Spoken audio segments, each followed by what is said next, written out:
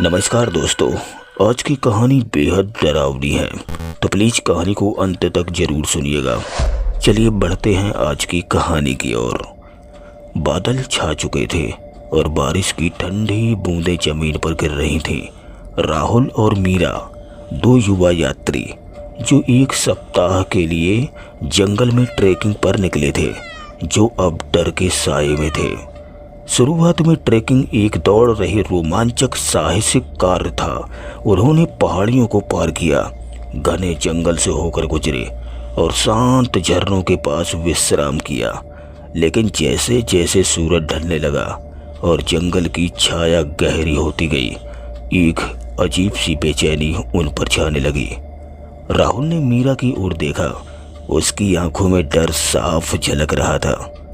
क्या हुआ मीरा? उसने पूछा।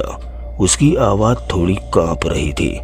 मीरा ने उत्तर दिया, मुझे लगता है कि कोई हमें देख रहा है। राहुल ने हंसा। तुम्हारी कल्पनाएं फिर शुरू हो गई। लेकिन मीरा को यकीन था, उसे लग रहा था कि हर झाड़ी, हर पेड़ के पीछे कोई छिपा हुआ है। वह तेजी से दौड़ने लगी। राहुल उसके पीछे पीछे दौड़ा। अचानक राहुल ने एक आवाज़ सुनी, एक कराहने की भयानक आवाज। वह आवाज पेड़ों के बीच से आ रही थी। वो उनका पीछा कर रही थी। डर ने राहुल को भी जकड़ लिया था। वो जंगल के बीच से तेजी से दौड़े जा रहे थे, लेकिन वह आवाज कभी रुक नहीं रही थी। वह करीब आती जा रही थी, जैसे कोई उन्हें निशाना बना रहा हो। अंधेरा तेजी से बढ़ रहा था।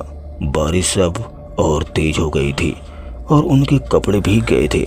राहुल ने देखा कि मीरा अब चल नहीं पा रही है। वह थक चुकी है, डर से कांप भी रही है।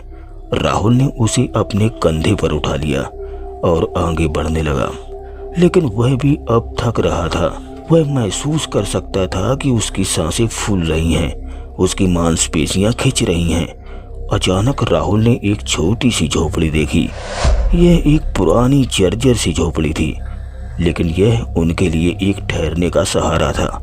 उन्होंने झोपड़ी के अंदर शरण ली, दरवाजे को एक बड़े से पत्थर से बंद कर दिया। झोपड़ी के अंदर घना अंधेरा था। राहुल ने मीरा को नीचे उतारा और उसे अपने कोट से ढक दिया। वह कांप रही थी, उसके दांत आपस में बज रहे थे। ठीक है मीरा, सब ठीक हो जाएगा। राहुल ने उसे शांत कराने की कोशिश की, लेकिन खुद भी डर से कांप रहा था। उन्होंने आग जलाने की कोशिश की, लेकिन उनके पास माचिस नहीं थी। उन्होंने सूखी लकड़ियां इकट्ठी की और उन्हें रगड़ने की कोशिश की, लेकिन आग नहीं लग रही थी। अचानक दरवाजे पर जोरदार धक्का लगा।